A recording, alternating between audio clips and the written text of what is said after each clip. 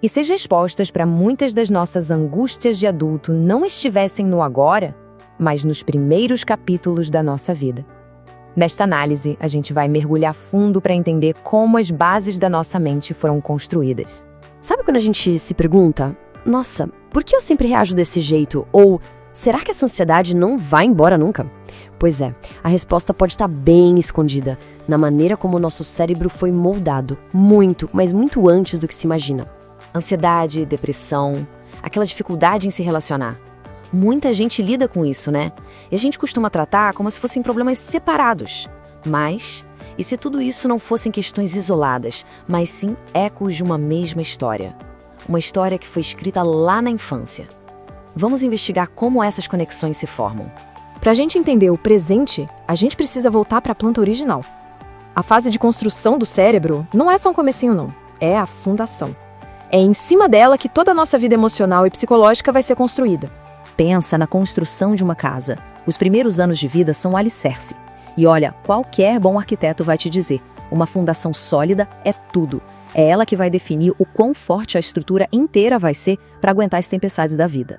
E a escala dessa construção é de cair o queixo. Imagina só, 700 novas conexões neurais se formando a cada segundo. Não é por hora, é por segundo. Isso não é só crescimento, sabe? É uma explosão de aprendizado, com o cérebro do bebê mapeando o mundo ao redor em tempo real. É inacreditável. E essa construção toda segue uma lógica, uma ordem incrível. Não é nada aleatório. Existem o que a gente chama de janelas de oportunidade. Primeiro, vem a base dos sentidos. Depois, em cima disso, os blocos da linguagem são colocados. E só então as funções mais complexas, como o raciocínio, começam a aparecer. Uma habilidade dependendo da outra, numa sequência perfeita. A palavra-chave para tudo isso é plasticidade. É como se fosse o superpoder do cérebro jovem, a capacidade de ser literalmente esculpido pela experiência. Cada música de niná, cada abraço, cada rosto novo, tudo isso está ali, moldando fisicamente os circuitos do cérebro. E essa capacidade de mudar nunca mais vai ser tão intensa na nossa vida. Esses períodos sensíveis deixam o cérebro super eficiente. Só que tem o outro lado da moeda. Essa mesma abertura toda torna o cérebro também extremamente vulnerável. Tá, mas e o que acontece quando, no meio dessa fase tão delicada de construção, o alarme de incêndio do corpo dispara e simplesmente não desliga mais? É aí que a gente entra no território do estresse tóxico e no impacto biológico profundo que ele tem. Uma coisa importante, nem todo o estresse é ruim. O estresse, que a gente chama de benigno, tipo aprender a andar e levar uns tombos, funciona como um exercício para o cérebro, sabe? Ajuda a criar resiliência, principalmente quando tem um adulto por perto para dar apoio. O perigo mesmo mora no estresse tóxico, que é tipo uma tempestade sem fim. Uma dificuldade severa que a criança enfrenta sozinha, dia após dia. E como é que essa tempestade age na prática? Bom, o sistema de alarme do corpo fica travado no ligado, o corpo é inundado por cortisol, o hormônio do estresse, que começa a corroer a arquitetura do cérebro que está se formando. Pensa numa chuva ácida caindo num cimento que ainda está fresco. É isso. Danifica áreas vitais para a memória e atrapalha o desenvolvimento do córtex pré-frontal, que é a nossa central de controle de impulsos. E um ponto fundamental aqui. O dano não vem só do abuso, da presença de algo ruim. A negligência, ou seja, a ausência de cuidado, de estímulo, de afeto, também deixa cicatrizes muito profundas na arquitetura do cérebro. Ok, agora vamos seguir esses ecos através do tempo. Como é que as vibrações de uma infância difícil se manifestam décadas depois, moldando a pessoa que nos tornamos hoje? Olha só esse número que vem de um estudo com pacientes em psicoterapia. 95%. Não é uma minoria, não.